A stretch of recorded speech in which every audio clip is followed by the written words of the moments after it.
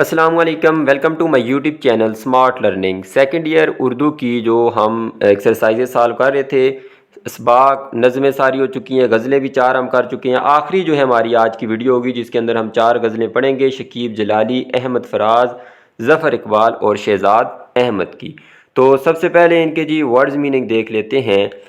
पहली हमारे पास जो शकीब जलाली की गज़ल है उसके वर्ड्स मीनिंग है दर ओ बाम, दर ओ बाम, ठीक है। मुराद मकान है, दरवाज़ा और छत, ये मरकब अतफ़ी है, ठीक है। दरवाज़ा और छत, बाम छत होगी, दरवाज़ा दर।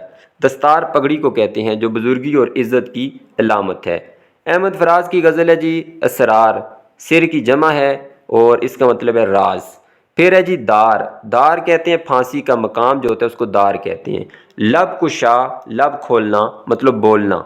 पसे पर्दा, पर्दे के पीछे, ये भी मरकब अजाफ़ी है। ज़फ़र इकबाल की हमारे पास गज़ल है जी शराकत कहते हैं हिस्सादारी को, शरीक होने को। दानिस्ता डेलिबरेटली मतलब कि जान बूझ के, कसदन इरादन। अनायत कहते हैं मेहरबानी को, तवज्जो को। कुशादा कहते हैं जी खुला या वसी। दश्त कहते हैं सहरा को, बियाबां, बिया ठीक है, बियाबां को कहते हैं। और वहशत कहते हैं खौफ को, डर को, पागलपन को। रियायत कहते हैं जी तरफदारी करना, रियायत करना, मेहरबानी करना। हसरत, आरजू या अरमान। नेक्स्ट है जी शहजाद अहमद की गज़ल असरार, ज़िद या ताकीद को कहते हैं असरार करना। अब यहाँ पे देखें इन दोनों में आपने फ़र्क करना है। ये असरार है जिसका मतलब जो सीन से आया है इसका मतलब है राज, और ये असरार है जिसका मतलब है ताकीद। इसरार किया, उसने अपनी बात पे इसरार किया, ताकीद की। गर्दन जदनी कहते हैं, गर्दन जदनी वाजिबल कत्ल, मार डालने के काबिल, गर्दन जदनी। अज़मत कहते हैं बड़ाई को या बुज़ुर्गी को। ज़ख़म सीना, ज़ख़म सीना मतलब कि टाँके लगाना, असल मतलब इसका ये है, लेकिन इससे मुराद क्या लिया जा रहा है जी दाद रसी करना या हौसला बढ़ाना, तसल्ली देना। तो ज़ख़म सीना। तो यहाँ तक गज़लों के वर्ड्स मीनिंग थे। अब इनकी जो है एक्सरसाइजेज़ देख लेते हैं। तो यहाँ पे जो हमारे पास गज़ल है पहली, इसके अंदर देख लें जी एक हमारे पास क्या आ गई है, सनत आ गई है।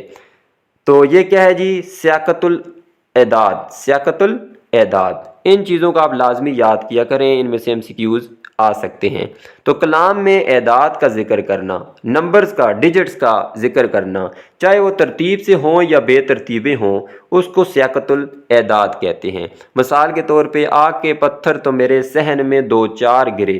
अब ये तरतीब में है 2-4। जितने इस पेड़ के फल थे पसे दीवार गिरे। तो 2-4 देखें, अब ये डिजिट्स हैं तो इसको सियाक़तुल एदाद कहते हैं। इसी तरह और भी मैंने 2 मिसालें लिखी हैं, 1-2 हैं। कत्ल आम करते वो अगयार के लिए, 10-20 रोज़ मरते हैं 2-4 के लिए। अब ये 2 दफ़ा आ गया, लेकिन डिजिट्स आ जाएँ तो उसको कहेंगे सियाक़तुल एदाद। फिर नेक्स्ट जी हमारे पास मुतरादफ़ लिखने हैं। तो पेड़ का मतलब होता है शजर या दरख्त। तीरगी कहते हैं अंधेरा को या तारीकी को। हमसाया पड़ोसी, बुलंदी ऊंचाई, और उजाला कहते हैं रोशनी को। फिर एक और चीज़ आ गई है सनत तज़ाद। हमने नज़्म में भी इसको पढ़ा है कि कलाम के अंदर जब हम किसी शेर के अंदर 2 ऐसे अल्फाज लिखते हैं जो एक दूसरे की ज़िद हों, एक दूसरे के मुतज़ाद हों, उसको कहते हैं सनत तज़ाद। तो जैसे ये एक मिसरा मैंने लिखा है, तीरगी छोड़ गए दिल में उजाले की तरह। तीरगी तारीकी को कहते हैं, अंधेरे को कहते हैं, और उजाला रोशनी को कहते हैं। ये एक दूसरे की ज़िद हैं और ये सनत तज़ाद है। नेक्स्ट जी इसके अंदर कुछ नहीं है, हम दूसरी गज़ल पे चले जाते हैं। इस गज़ल के अंदर देखते हैं एक चीज़ आ गई है नई, बड़ी इंपॉर्टेंट चीज़ है, मुरातन नज़ीर। मुरातन नज़ीर क्या चीज़ है जी?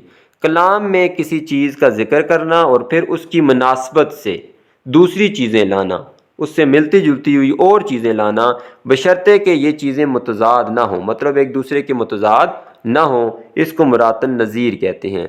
तो कलाम में किसी एक चीज़ का ज़िक्र करना और फिर उसकी मुनासबत से दूसरी चीज़ें लाना। अब मिसाल के तौर पे यहाँ पे शेर लिखा हुआ है, बिकने वालों में जहाँ एक से एक आगे हो, ऐसे मेले में खरीदार को क्या बोलना है। तो बिकना, बिकना वर्ड आया है और इसकी मुनासबत से मेले और ख़रीदार आगे हैं। मतलब कि बिकने का ताल्लुक मेले के साथ है, मेले के अंदर भी चीज़ें बिकती हैं और ख़रीदार क्या करते हैं, जो कोई चीज़ बिकती है तो उसको लेते हैं। तो एक वर्ड की मुनासबत से 2 और वर्ड्स आए हैं तो इसको कहते हैं मुरातन नज़ीर। अब जैसे मैंने यहाँ पे एग्जांपल लिखी है जी, कश्तियाँ सब की किनारे पर पहुँचती हैं अमीर, نا خدا جن کا نہ ہو ان کا خدا ہوتا ہے۔ نا خدا ہم نے پہلے بھی پڑھا ہے، ملا کو کہتے ہیں، جو کشتی چلاتا ہے اس کو نا خدا کہتے ہیں۔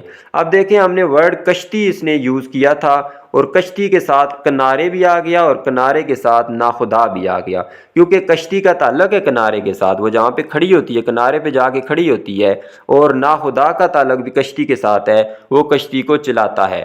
تو دیکھ لیں کشتیوں کی مناسبت سے، یا مناسبت میں نے یہاں غلط لکھ دیا ہے، مناسبت لکھنا چاہیے، تو کنارے اور نا خدا کا ورڈ آیا ہے، تو یہ جو مراتن نظیر ہے۔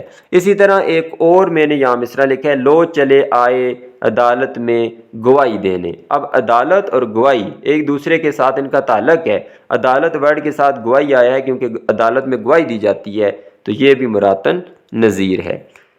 نیکسٹ غزل ہے جی، اس غزل میں کسی شعر میں مراتن نظیر جو صنعت استعمال ہوئی ہے اس کی مطلب کوئی مثال دیں۔ تو یہ میں نے ایک مصرع لکھا ہے، دشت میں خاک اڑائی نہیں وحشت نہیں کی۔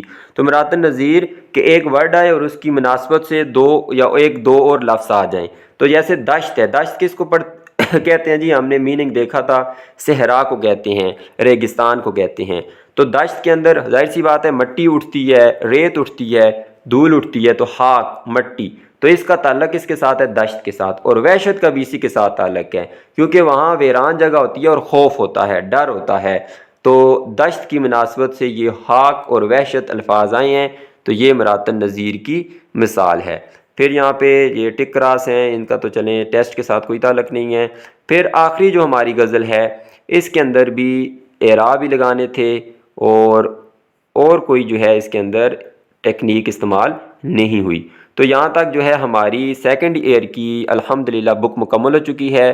نیکسٹ میں کوشش کروں گا کہ فرسٹ ایئر کی جو بک ہے اس کو بھی جلدی اپلوڈ کر دوں۔ تو ایس ایس ٹی جنرل کے لیے اگر آپ کو نوٹس چاہیے، چاہے وہ انگلش، اردو اور میتھمیٹکس کے ہیں، تو آپ کا میں یہاں پہ اپنا واٹس ایپ نمبر شیئر کروں گا، اس پہ آپ رابطہ کر لیں۔ جو نوٹس ہیں وہ پیڈ ہوں گے، 500 چارجز ہیں ان کے، جس میں انگلش، اردو اور میتھمیٹکس تینوں آپ کو مل جائیں گے۔